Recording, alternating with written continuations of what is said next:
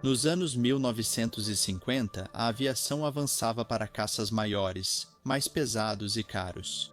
Uma pequena empresa britânica foi contra a tendência e mostrou que existia mercado para caças leves e acessíveis, desenvolvendo um jato que fazia outros parecerem 747 SEAL. Em comparação, este era o Folland Gnat. O Gnat foi bem nomeado, pois era menor que quase qualquer caça a jato e até mais leve que o Spitfire, mesmo totalmente carregado. Concebido pelo engenhoso projetista de aeronaves William Petter, a trajetória de Petter pela indústria aeroespacial britânica foi complicada, mas seu brilhantismo como projetista era inegável. Antes da Segunda Guerra Mundial, ele já havia criado o Westland Lysander e o Whirlwind, e durante a guerra contribuiu significativamente para os avanços no Spitfire. Em 1944, mudou-se para a English Electric, onde liderou o desenvolvimento do bombardeiro Canberra e iniciou o trabalho no Interceptor Lightning. A determinação de Petter e sua insistência em agir à sua maneira o tornavam um colega desafiador. Em 1949, ele se mudou para a Folland Aircraft, tornando-se diretor-gerente e engenheiro-chefe. Ele avaliou rapidamente que a abordagem do Ministério de Abastecimento britânico para projetos de aeronaves de combate era falha. As novas aeronaves estavam se tornando progressivamente mais pesadas e complexas, uma tendência impulsionada pelas exigências de melhor desempenho juntamente com o avanço da tecnologia. Petter afirmou que, em uma guerra real, esses projetos complexos e pesados não poderiam ser produzidos em quantidade suficiente para um conflito prolongado. Seus insights vinham da experiência na Segunda Guerra Mundial, quando o projeto Whirlwind foi cancelado por ser complexo e exigir muitos materiais. Diante desse histórico, Petter reconheceu a chance de uma guerra em larga escala com o bloco comunista nos anos 1950. Ele concluiu que um caça leve e simples, com baixos custos de produção e operação, era a opção mais lógica e sustentável para esse cenário. A Folland decidiu desenvolver tal aeronave por conta própria. Petter preferia o motor Bristol Orpheus para a nova aeronave, mas ele ainda estava em desenvolvimento. Para manter a campanha ativa e gerar interesse no conceito e no novo caça, ele construiu um demonstrador de prova. Essa aeronave fez seu voo inaugural em agosto de 1954. Designada pela empresa como FO-139 MID, a pequena aeronave tinha um turbojato Viper com apenas 1.640 libras de empuxo. Mesmo assim, ela alcançava 600 mph e podia romper a barreira do som em mergulho. Pilotos de vários países que testaram o MID elogiaram seu excelente desempenho.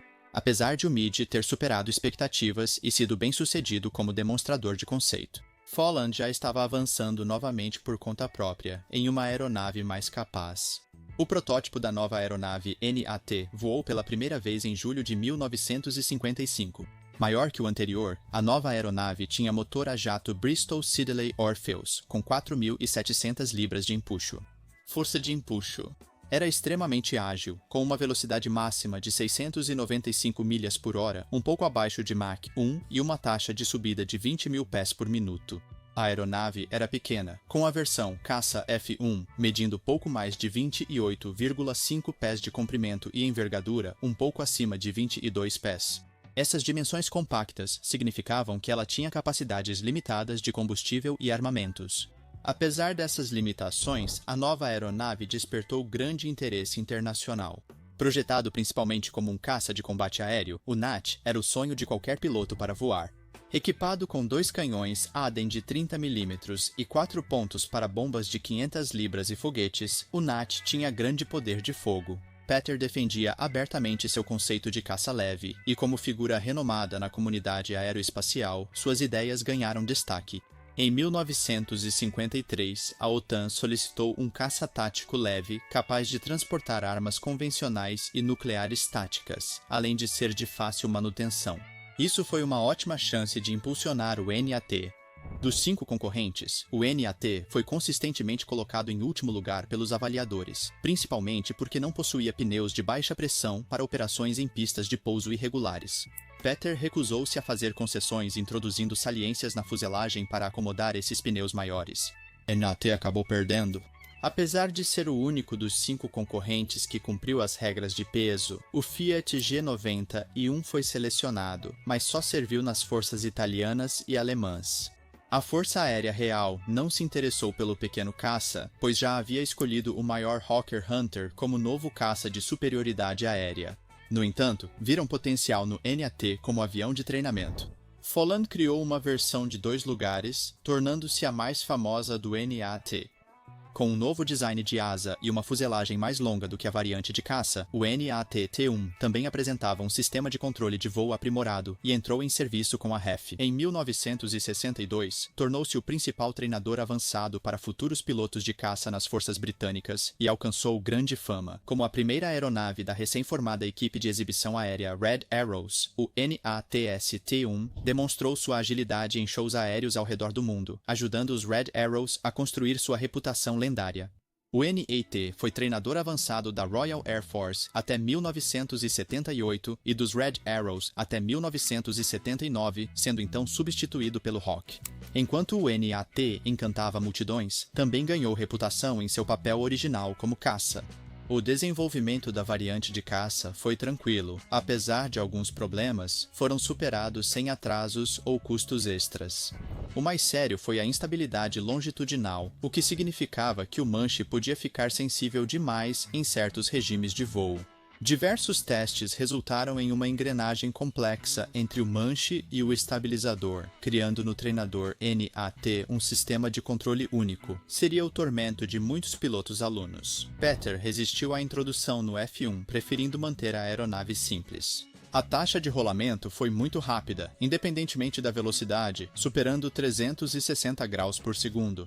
Limitadores foram criados para evitar grandes deflexões dos ailerons em altas velocidades.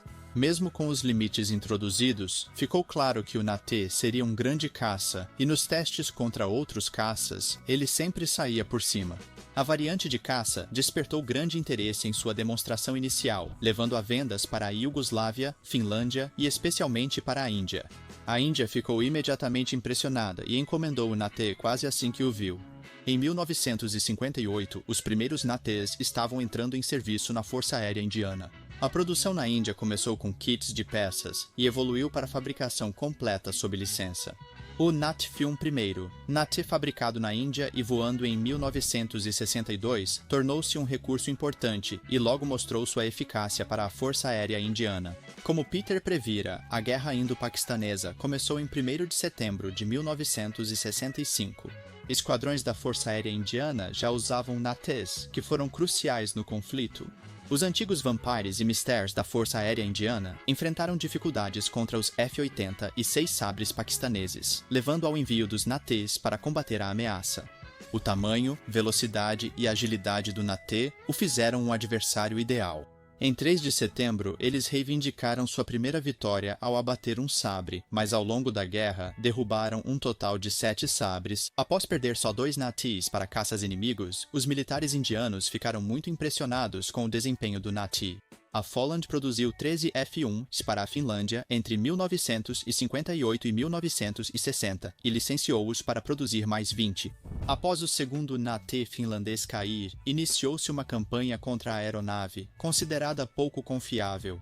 Apesar disso, o NAT representou uma melhoria significativa em relação ao equipamento anterior da Finlândia, tendo um desempenho melhor em muitas outras forças aéreas.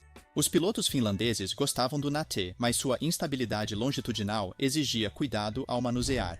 As 2 últimas entregas foram da variante FR Mark I com câmeras no nariz para reconhecimento. Essas tiveram sucesso e levaram a um estudo em 1965 para um FR, um melhorado, com mais combustível e câmeras, mas o projeto foi abandonado.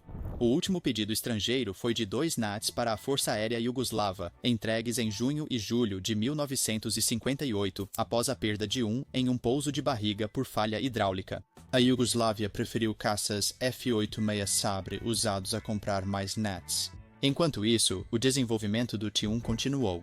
As exigências do Ministério da Aeronáutica para decolagem e pouso pediram uma asa maior e a troca dos flaperons por ailerons e flaps separados. Problemas de capacidade de combustível dos tanques externos convencionais prejudicavam desempenho e estabilidade, levando à criação do tanque tipo Sleeper, fixado sob a asa.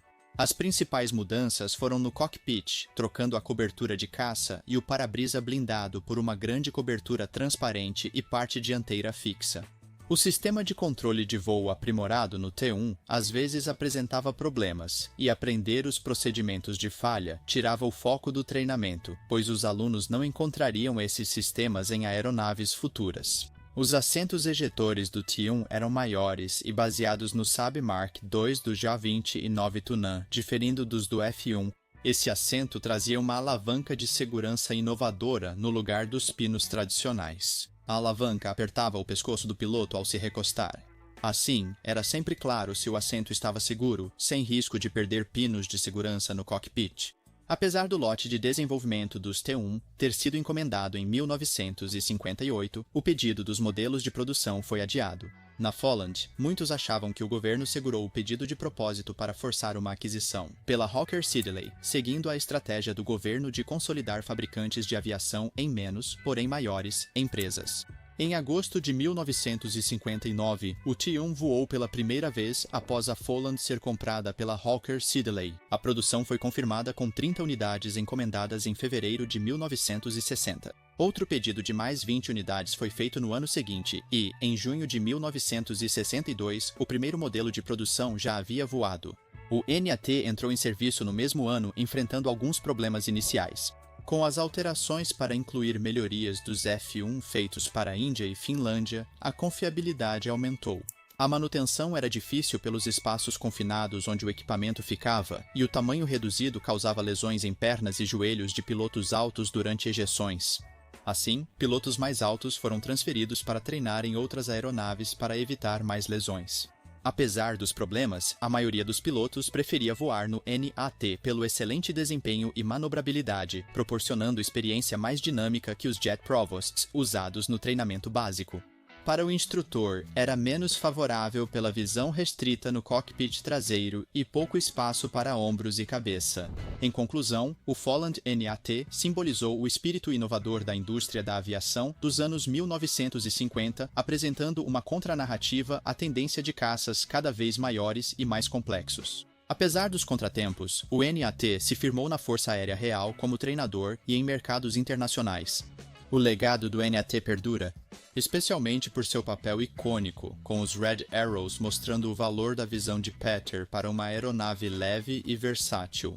Se você gostou deste conteúdo, não se esqueça de clicar no botão de curtir, se inscrever para mais e ativar o sino de notificações para ficar por dentro das nossas últimas postagens. Obrigado pelo seu apoio.